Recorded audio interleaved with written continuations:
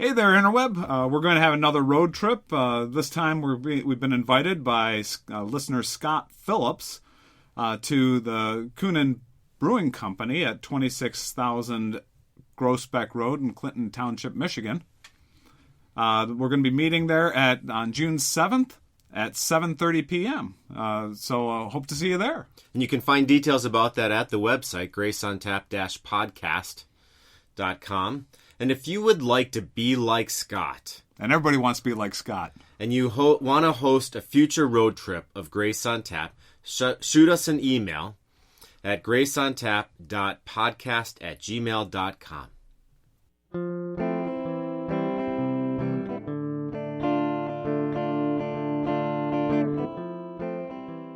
On January 12th, 1519, Maximillian, Emperor of the Holy Roman Empire, died at Wels in Upper Austria. He had spent his life scheming and creating alliances, often through marriage, to elevate the House of Habsburg. The last few years of his life he focused on locking in his gains by passing down the title of emperor to his grandson, Charles V of Spain. Even though this was the highest priority for Emperor Maximilian, it wasn't going to be easy. Charles was already the King of Spain, and if he also held the title of emperor, he would rule both Spain and Germany, effectively surrounding Italy and the Pope, who controlled much of the land that is now Italy. Now, the Pope didn't like the idea of being surrounded. I'm Mike Yeagley. And I'm Evan Gertner, and this is Grace on Tap. Grace on Tap is a podcast where we discuss the history surrounding the documents and ideas from the Lutheran Reformation. Now, today we're going to be talking about the Election Capitulation. Ooh, that just rolls off the tongue. It really does. This is a document that was absolutely critical to the Reformation, but it's typically overlooked by Lutherans, mostly because there's really no theological value. It's purely political and historical. Another reason it's overlooked is that Martin Luther really had nothing to do with it. So in my volumes of Luther's works, I will not find this there. No. I honestly, I don't even remember. And Luther doesn't talk about it. He never even references it. But it's impossible to know what might have happened to Luther without this document, the Election Capitulation. Now, Election Capitulation as a title can refer to any document that would be signed by the new emperor as a condition of qualification for how he will rule as emperor, so that those who elected him say, we're electing you as the emperor as long as you do these things. Basically, almost like campaign promises, but with basically you only have 7 people you're making these promises to. And it's a way for those electors to hold the emperor accountable. You said you were going to do this. And it's not just it's not like just a campaign promise, because Charles V is going to swear an oath to uphold his election capitulation. Now, without the election capitulation, like Evan said, it's impossible to know what would have become of Martin Luther. But most likely, he would have ended up like John Huss and being burned at the stake. John Huss had been burned at the stake at the Council of Constance 100 years before Luther. He had been given a promise of safe passage to come to that council and explain his theology. So he left Bohemia, he went to Constance, and he spoke his mind and then was burned at the stake, which gave Luther more pause anytime he entered into a negotiation and had been given a promise of safe passage. One of the things I think gave Luther more confidence is he had a noble, Frederick the Wise, that was supporting him. So he did not have to just rely on the word of his opponent, because his opponent had to keep his word. Frederick the Wise had an army that forced his opponent to keep his word. So now this particular episode is going to be because we're talking about the election capitulation and we're outside of the theological realm. This is purely political. It's a whole new cast of characters. So we need to talk about who we're dealing with. We have Maximillian. He's the emperor of the Holy Roman Empire. He's a Habsburg. He has been an emperor for some time, and as we described in our opening, he has worked to solidify his family's rule. So you have the Habsburgs and you have Maximilian, and he's been working very hard at this. And then there were 3 major competitors. Maybe 2 that were top, and then the third that just kind of brought a wrinkle to everything. Yeah, a dark horse. We'll say the dark horse. All right, so who's the first one? The first one is going to be, of course, Charles V of Spain. Now, he's another Habsburg. So he's, of course, Maximillian is looking to his grandson. He says, we're going to continue the Habsburg lineage as emperor, and you're going to be the guy. Now, we think of political parties and political positions defining what side a person's going to be on. Well, in Europe, at this point, everybody is Roman Catholic. And they're all in support of pretty much the same ideology in the Western world. So the defining principle isn't going to be a political party. So they find other things to kill each other over. Right. If we're not going to kill ourselves over politics, it's family. Let's kill each other over family or the language or the way you dress. We'll find something to kill you over. And these are wealthy families who are loyal to one another. And the loyalty ran deep. Marriages and titles were secured in order to preserve a family's rule. Now, these were very wealthy families. The Habsburgs, of course, were very wealthy. And Habsburgs will be loyal to Habsburgs. And the Medicis will be loyal to the Medicis. And we imagine the Fuggers will be loyal to the Fuggers, or anything for the Fuggers that will make them money. The Habsburg had been the emperor since 1438. So almost 100 years at this point, Habsburg has sat on the throne of the Holy Roman Empire. Prior to his death, Maximillian... he had supported the election of Charles V. Right. So... and what helped secure this support is Charles... we had Louis II, King of Bohemia, brother-in-law to Charles, is an elector. So things are looking pretty good. So of the 7 people... We've got one guy in Charles' pocket, which is his so he at least has one vote. Right. So that's starting with something. But he's got problems. Charles is an outsider to Germany. He couldn't speak German. And he already controlled Spain. So if he was elected, that would give him control of France. And this would this would give him control of Germany, which would surround France. Now, you have to, if you have a map... If you're familiar with your European geography, which I know many people aren't, but if you take Germany, go south all the way. Now the Holy Roman Empire actually included the northern territory of Italy. So it's not just Germany. It's the northern part. We reference it as Germany in this podcast just because it's easier. At that time, it is. Yeah. Well, even at that time, it included that northern section of Italy was also part of the Holy Roman Empire. Well, Italy as a nation was not something that existed at that time. It was just a fractured set of ducal lands, noble lands owned by the Pope.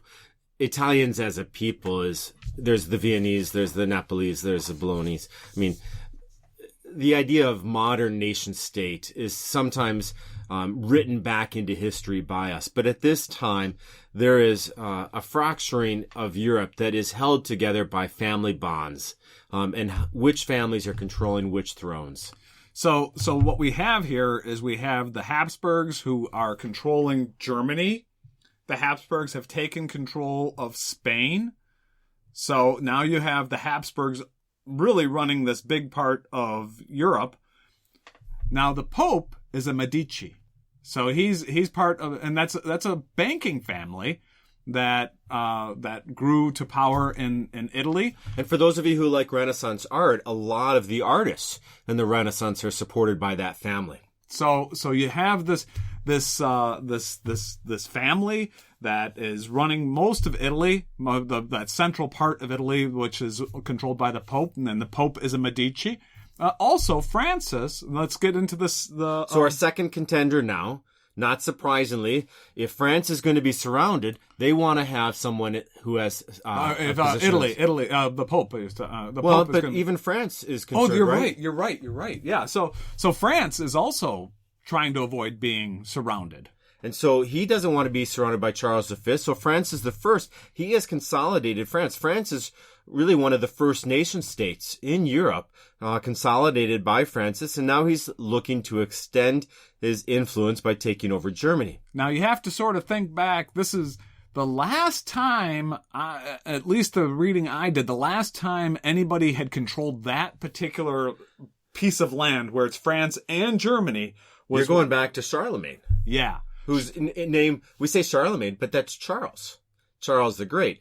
So it's kind of interesting to think that we're talking about Charles V and Charles the Great. Charlemagne was the first Charles. So Charlemagne, or Charles the Great, was he was the first Holy Roman Emperor. I think we talked about him in a previous episode, where he went to go pray one day, and he was at the Pope and said, "Hey, put a crown on his head. And guess what? You're now the Holy Roman Emperor." So if Francis can be elected, he would really be the new Charlemagne.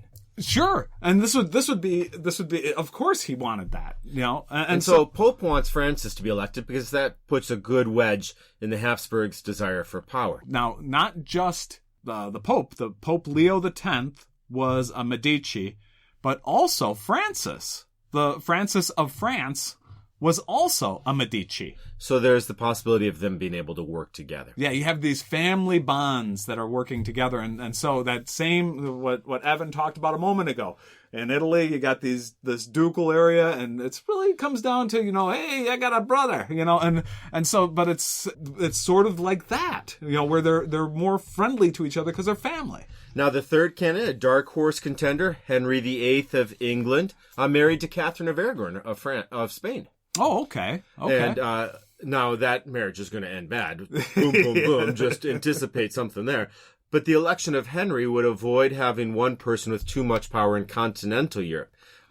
Now, Henry lacked the money and influence in continental Europe to really be a serious contender. And his family, the Tudor family, they're still kind of new in power as well in England. So he doesn't have the long lineage of networking. Although they did have Normandy for a long time, but Henry the fourth had given up Normandy. So this role of getting Henry back into continental Europe would be a big desire of his advisors. But he's kind of a dark horse contender because he didn't have that long-term list of advisors among the electors that could whisper into those electors' ears and say, remember Henry, remember Henry. And also, Henry doesn't have the same banking power behind him. He doesn't have the Medicis, who are a banking family. He doesn't have the Habsburgs, which I think they're a banking family. Well, the Habsburgs are supported by the Fuggers. Oh, okay. That's so the banking family that's supporting them. So, and the reason for a banking family is because of the bribes. Yes. And we'll get into that after our beer break. So let's take a little break for beer. Today's beer is the Rochester Mills Brewing Company Milkshake Stout. So if I saw milkshake on the menu, I would think I'd be getting ice cream. But what makes it a milkshake stout is the addition of lactose, a milk sugar, and that's going to add some complexity, some body, and sweetness. I feel like I had like a hard candy in my mouth after I've taken a drink from this. The sugars just last in the mouth. This is it's one of their I think they call it their flagship. I'm trying to remember the website, but I think it's one of their flagship beers. Very good, smooth, creamy, full flavored, and it's maybe at some time a seasonal offering that you just find at the pub. But now it's more prominently featured due to popular demand, and they have some distribution that's happening now. So Rochester, my family has some connection there. My wife and I got married at St. John Lutheran Church in Rochester. She's a proud graduate of St. John Lutheran School's elementary school. Although pretty much my touch with Rochester is that day we got married. Otherwise, I would only go to Rochester, not really for any other purpose. The family's not up there anymore? She lived in Macomb. But her parents attended St. John because that's where her mother taught school. Ah, okay, yeah. I had friends up there, and guys I went to college with were up there in Rochester, and so I got familiar with the area a little bit driving up there. I've been by the Rochester Mill Beer Company because we bought these rubber stoppers for the chairs at church so it wouldn't scratch the floor, and I got lost on my way to the factory where I was picking them up because we were ordering like 1,000 of them. Okay. And so I didn't order them just from the Granger Supply Company. I went right to the factory, and I got lost on my way and turned around in their parking lot.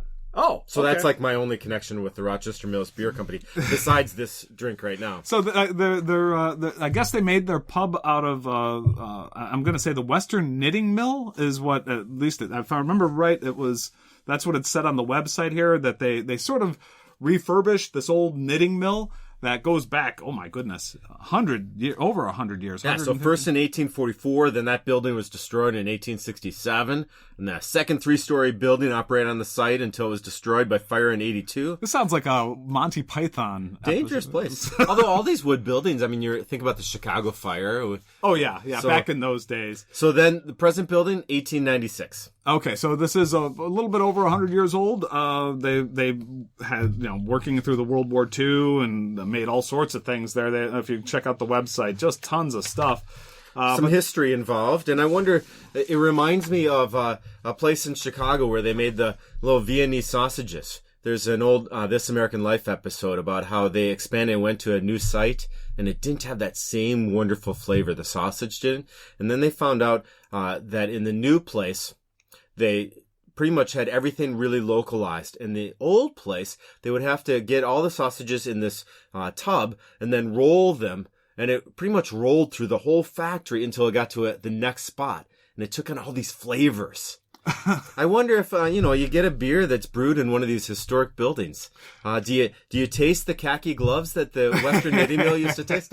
Well, I guess. Fortunately, I don't. I don't taste the khaki glove. Doesn't taste at all like gloves. Now in 2012, they moved to, they have a production brewery place that now they moved everything out of there, and they basically overgrew. So now the pub is just a great place to hang out. Now the pub is a great place to hang out. Maybe they make some limited batches. When I was looking at the website, there were, oh my goodness, there were tons of beers they make there. So today, the original Milkshake Stout from Rochester Mills Beer Company, established in 1998. Good beer. Okay, well let's move on. All right, so now going back to our three guys, one thing of note is these guys are young. And so there is an understanding that this election may define the Holy Roman Empire for a long time. Now, Charles V, how old is he, Mike? He's 19 years old. Wow. Can you? It's hard for me to get my head around that. When I was 19 years old, big memory I have from when I was 19 years old, Mike, is doing laundry for the first time at college, and I mixed a black sweatshirt with a pair of white T-shirts, and they all came out gray. This is me at 19. And Charles V is going to be elected the Holy Roman Emperor, maybe. At 19. At 19. Oh, my goodness. And then Francis I, King of France, was 21. 21. I mean, this is unbelievable. And Henry VIII, he's the old guy at 28. It's indescribable. To think of these guys running huge portions of the global economy. So, talking about global economy, incredible amounts of money becomes available to buy the position. These bankers are at work because they know who is in power has a lot to do with funneling where more money will be loaned from. France has 2 votes locked up because of 300,000 gold florin. That's about $42 million available to spend in bribes. Well, oh my, yeah. So this isn't cheap. $42 million that you can have at your disposal to buy off, somebody to vote for you. One of the 7 guys. Now, this wouldn't be seen as a dirty bribe. It's more of just, this was politics in the 16th century. So now the second one was, now the one thing I want to take a step, and maybe we'll get into this, was that there was we will get into this in a minute, but there's a lot of frustration, a lot of anger about the open bribery that's going on in the election. Probably among the nobles, there's no frustration because they think money will come to them. But the frustration is among the people, especially the knights. The German knights are not nobles in the same sense of Frederick the Wise or any of these other people. The knights are largely the mercenary soldiers that are sent around to do battle. And they see that the people that are going to send them into battle are making decisions not based on what's best for the people, but what is best for their pocket. And the German knights don't want to go to war for money. They want to go to war because there's something of value. Well, money and value, look at those two things. something of virtue. Germanites want virtue in what they're doing. And so they're getting angry. Yeah. There's one guy that I ran across named Francis von Sickingen. And he said he was prepared to force the election to Charles if the King of France looked like he was going to win. So that was sort of surprising, that he thought that Charles was the rightful heir. It sort of makes sense but he's threatening some kind of revolt. Yeah. Maybe some armed revolt. And this comes to a head the day before the election when Luther's protector, Frederick the Wise, was approached with the offer to be the next emperor. This is a whole new wrinkle. Essentially, this is the notion. Frederick the Wise is a much older man. Now, I'm going to take just a moment back to before our beer break, and we'll just sort of recap a few things just to bring everybody back up to speed.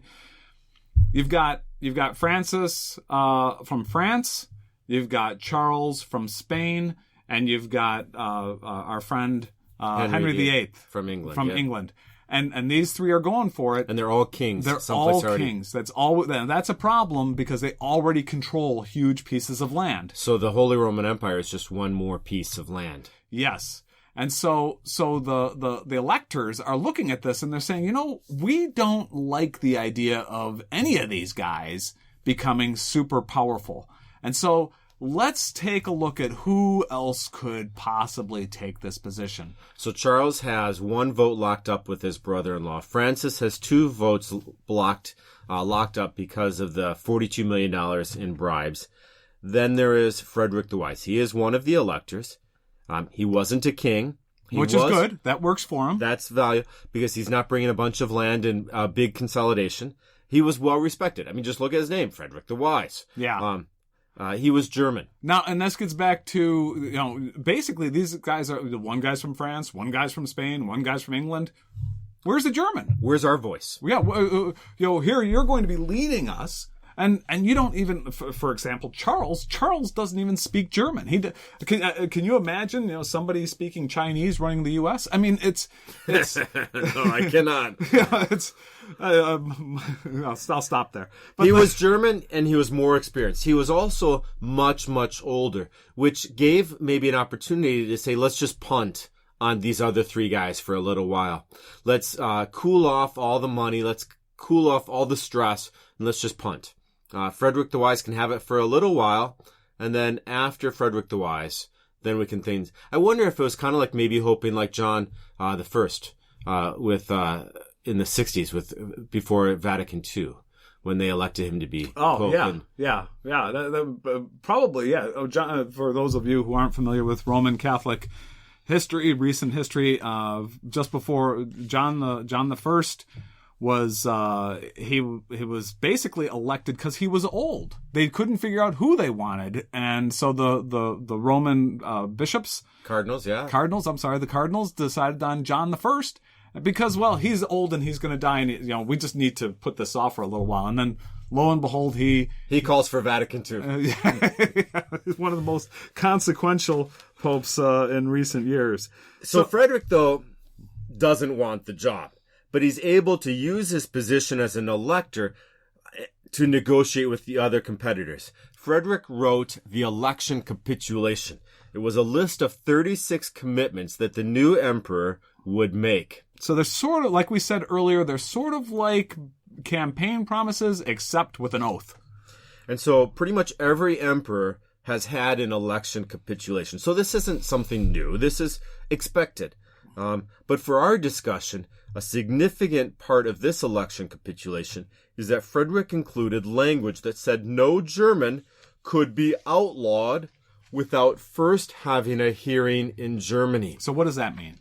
Well, this is specifically placed in the election capitulation by Frederick the Wise to protect Luther from being removed from Germany and taken to Rome for trial. So it basically takes the Pope's authority away. A big part of the Pope can't directly arrest somebody. He has to go through some sort of German authority. And the Holy Roman Emperor, if it's Francis, if it's Henry VIII, if it's Charles V, they have to work in Germany. And that means that the interests aren't going to be directed by France. The interests aren't going to be directed by Spain. The interests aren't going to be directed by England. The interests of Germans will be directed by Germans. On June 28th, 1519, Charles V is unanimously elected as the Emperor of the Holy Roman Empire. I find that interesting, unanimous, because Francis thought he had 2 votes secured. And I think what happens is that everyone realizes where the election is going, and no one wants to be the no vote. Because if you're the no vote, then you have no voice in this new empire. And I that's certainly, and then I think another big part of it may be that these guys, they don't want to present, they want to present a united front out to the world. They don't want to undermine this guy's authority going out, at the start of his work. So there's the internal, we all want to have a voice, and externally, we all want to be seen as having one voice. Yes. Charles V is named the new emperor of the Holy Roman Empire. At 19, he's one of the most powerful men the world has known. He's the king of Spain. He's the emperor of Germany, Netherlands, Austria, and Northern Italy. And then he's also got, now just recently, 1492, Christopher Columbus discovered... Sailed the ocean blue. He sailed the ocean blue and found the New World. So Charles also, now it's not bringing in any money yet. It's just kind of actually expensive. It's expensive, but he controls South America too. So that's going to be important going forward. So Charles V, elected at 19, has a lot of problems. Well, the first one is that he's already receiving letters from Spain during the election. During the election, he's receiving letters from Spain saying that there's a revolt that's brewing in Spain, and it's a Comuneros, and that actually goes on for quite a while. It ends up being 2 years of open war between the Spanish nobility and the commoners. So that same kind of revolt is going to hit Germany a few years later in 1525 with the Peasants' Revolt. Yeah, so there's a it's in the air. It seems like the whole era, all of Europe is ready to explode. It's some of the character of the Enlightenment and the identity of knowledge and definition of who I am, not only based in the community and my noble, but also who I am. And if my identity is based in my individual voice, then my individual voice should be heard.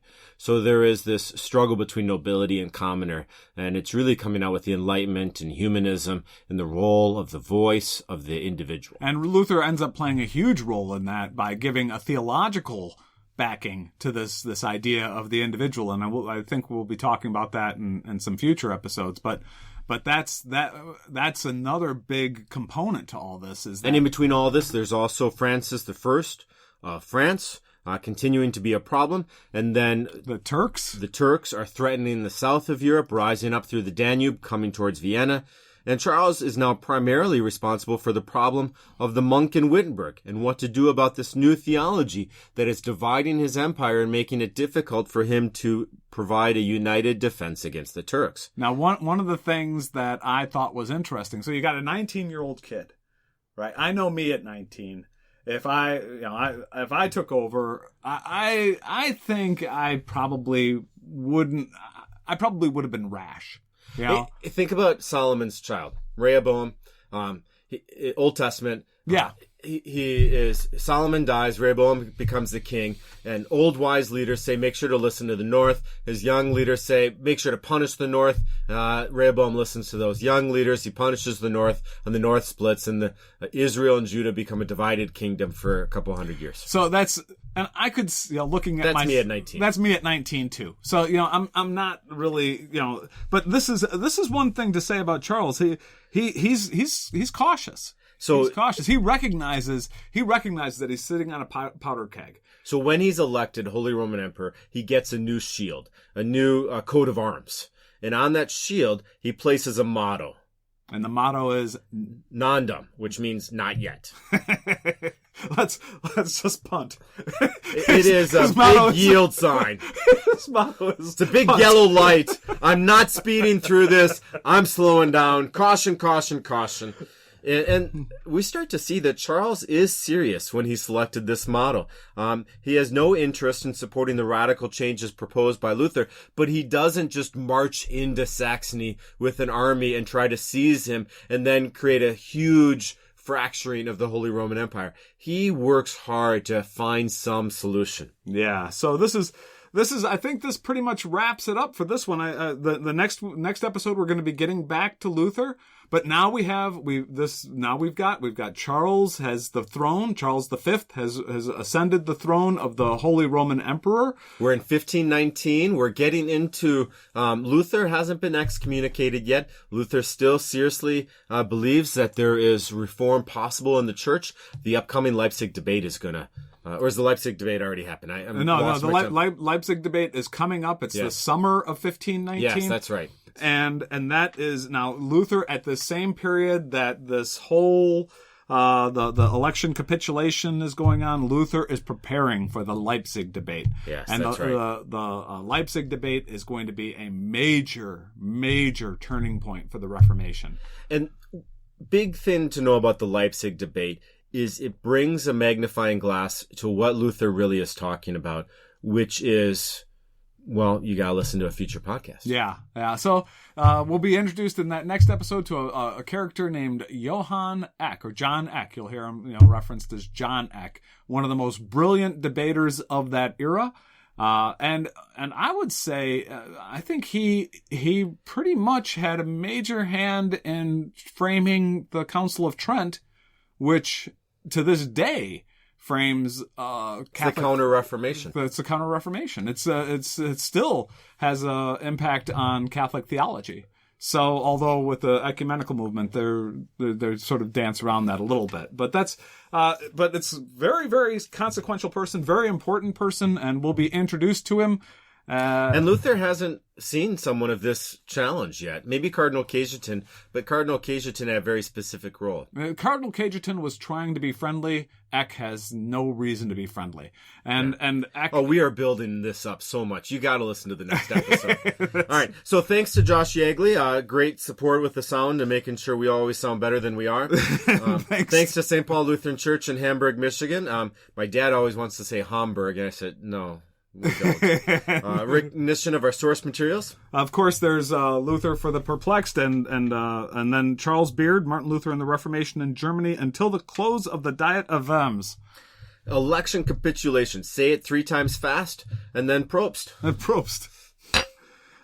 We have a couple other ones. We have. Daniel J. Castellano, repository of arcane knowledge. I'm glad you said that, because that's an excellent. It's a Catholic website. The guy who runs it, this Daniel Castellano, is he's an MIT grad, I think. Very brilliant guy. Well, engineers can have good ideas. Occasionally. And then, I think there's a couple of them that were older. Henry Eister Jacobs, Martin Luther, the hero of the Reformation. I guess that one's not Catholic. Okay. Probably not. No. Probably not. And then Wikipedia is helpful as well. You can contact us at graceontap.podcast@gmail.com. You can find our website at graceontap-podcast.com, or you can catch us on Facebook. Also, we would welcome any reviews that you want to post on iTunes. That's always very, very helpful for the way iTunes works, getting our word out there about us. So thank you for listening to another episode of Grace on Tap. Prost. Prost.